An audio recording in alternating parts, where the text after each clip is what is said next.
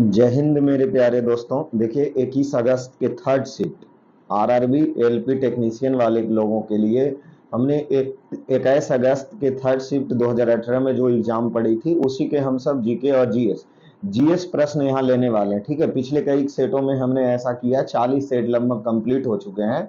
ये हमारा 41वां सेट है और इसमें प्रीवियस साल के क्वेश्चन पहले देख लेंगे, उसके बाद क्वेश्चन आ जाएंगे, क्वेश्चन बनाएंगे खुद से और उसका सॉल्यूशन करेंगे। ठीक है, तो चलिए समय को बर्बाद किए हुए सिर्फ यहाँ साइंस के प्रश्न पे आ जाते हैं। ठीक है, चलिए क्या दिया गया, भारतीय मूल के किस अमेरिकी को हाल ही में यूएसए इंडिया बिजनेस काउंसिलिंग के अध्यक्ष के रूप में नियुक्त किया गया था? निशा देसाई बिस्वाल। ये करंट के प्रश्न हो गए 2000 अगर 18 में एग्जाम है तो 17 और 18 के हो जाएंगे, तो इस प्रश्न को छोड़ दीजिए, इसको ध्यान नहीं रखना है आपको। ठीक है, चलिए उसके बाद आ जाते हैं न्यूमेरिकल्स, तो बोले कि अगले क्लास में कर लेंगे। ये 16 का करंट अफेयर है, ये 18 का भी करंट अफेयर। देखिए कैसे पूछा गया था, भारत के मुख्य निर्वाचन आयुक्त कौन है जिन्होंने जनवरी 2018 में अपना पदभार संभाला था? ओम प्रकाश रावत, जो चुनाव आयुक्त थे, लेकिन ये 18 के थे। इसको बाय बाय टाटा कर दीजिए, इसको ध्यान रखने की जरूरत नहीं है। चलिए साइंस के प्रश्न को ढूंढिए। अब 2 तारीख से डिजिटल पे ही क्लास शुरू हो जाएगी, फिलहाल 2 तक पहुंच ही जाएंगे। अभी फिलहाल डिजिटल से दूर होने की वजह से क्लास ऑफलाइन लिया जा रहा है और प्रश्न ढूंढने में भी। चलिए ये न्यूमेरिकल से प्रश्न दिए हैं तो इसको तो हम बोले हैं कि एक साथ ही कर लेंगे। और वैसे प्रश्न क्या था कि 3 सेकेंड मतलब एक प्रतिध्वनि 3 सेकेंड में वापस आ जाती है तो ध्वनि की गति 342 मीटर प्रति सेकेंड है, तो श्रोता से परिवर्तन सतह की दूरी तो 513 मीटर होगा। न्यूमेरिकल सभी एक साथ कर लेंगे। यदि v बटा आई का मान एक नियतांक है तो इसे क्या कहेंगे? मतलब प्रतिरोध R बराबर होता है ना v बटा आई, R बराबर v बटा आई, तो उसको प्रतिरोध कहेंगे। मैग्नीशियम, रिबन को जलाने पर सफेद राख उत्पन्न होता है जिसे खाली स्थान कहा जाता है मैग्नीशियम हाइड्रोक्साइड, क्योंकि मैग्नीशियम ऑक्सीजन से अभिक्रिया करके मैग्नीशियम हाइड्रोक्साइड बनाता है। चलिए आगे चलें, अगले प्रश्न पे चलते हैं।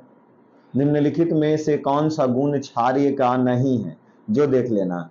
तो क्षार्य का गुण कौन सा नहीं है? तो क्षार ऑप्शन ए का वे अम्ल के साथ प्रतिक्रिया करके न्यूट्रल कर देता है, ये गुण है, क्योंकि अम्ल क्षार अभिक्रिया करके हमेशा उदासीन बनाता है। क्षार का स्वाद कड़वा होता है, ये भी सही है। वे लाल लिटमस पत्र को नीले रंग में परिवर्तन कर देते हैं, नहीं, वह नीले लिटमस पत्र को लाल में परिवर्तित कर देते हैं। ठीक है, तो वो भी सही है, लाल लिटमस को नीले में बदल देना सही है। जो क्षार होता है वह लाल लिटमस पत्र को नीला कर देता है, लाल लिटमस पत्र को नीला कर देता, वह क्षार होता। और अम्ल जो होता है वह नीले लिटमस पत्र को लाल कर देता। तो ये लाल लिटमस को नीला कर रहा है, ये क्षार का गुण है, क्षार का गुण है। लेकिन ये तीसरा चौथा नहीं है, वे नीले लिटमस को लाल नहीं करेगा। नीले लिटमस पत्र को लाल करने का गुण अम्ल के पास है, इसीलिए चौथा इसका नहीं वाला हो जाएगा आंसर।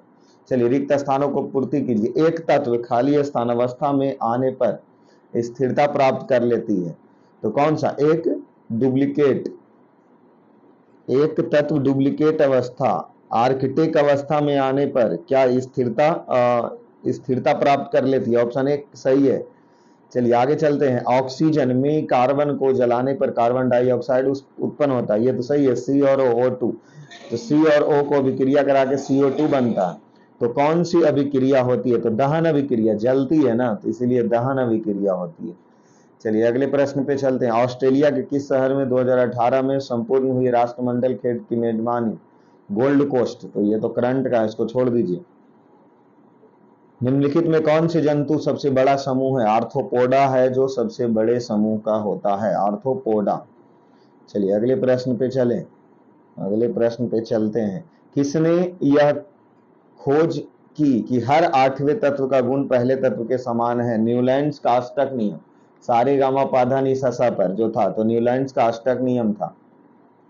चलिए ये तो करंट है 2017 का। वास्को डी गामा खाली स्थान समुद्र के रास्ते भारत कब आया था? 1498 ईस्वी में। कहा?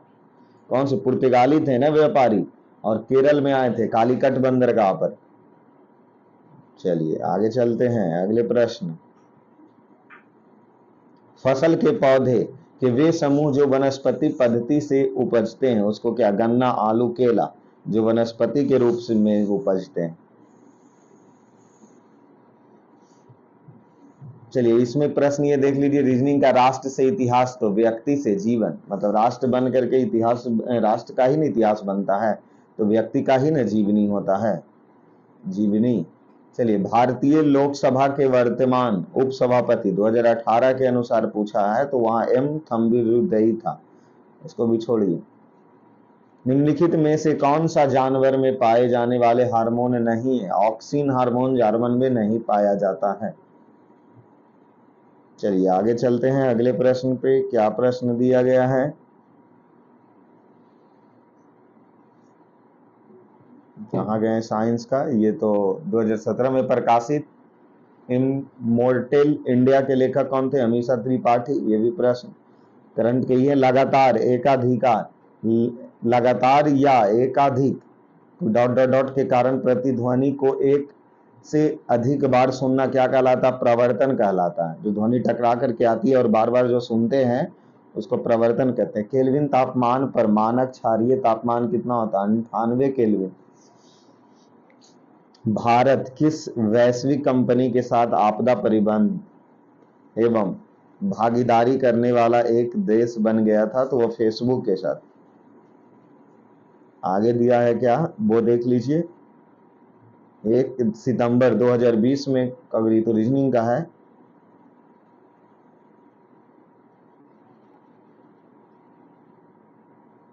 आद्य वायुमंडल कम हो रहा है, क्यों? क्योंकि इसमें क्या होते हैं? हाइड्रोजन परमाणु सक्रिय थे और वह अधिक संख्या में थे, इस वजह से। निम्नलिखित में कौन सा वनस्पति तेल हाइड्रोजीकरण में उत्प्रेरक के रूप में काम करता है? तो वह कौन सा? निकेल।